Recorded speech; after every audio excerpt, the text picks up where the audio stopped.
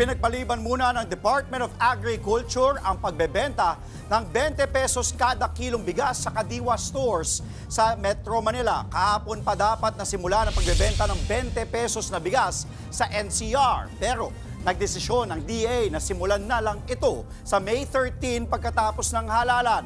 Nauna nang humingi ng exemption sa election spending ban ang DA para sa programa.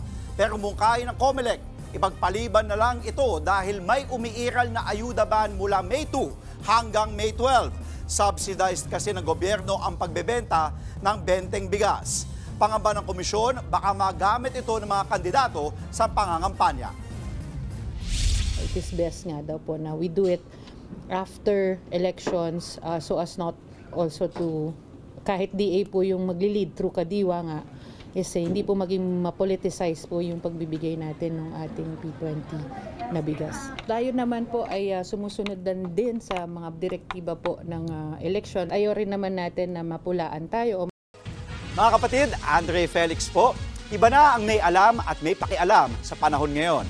Para sa tuloy-tuloy na balitaan sa Frontline kahit weekend, mag-follow at subscribe sa social media pages ng News 5.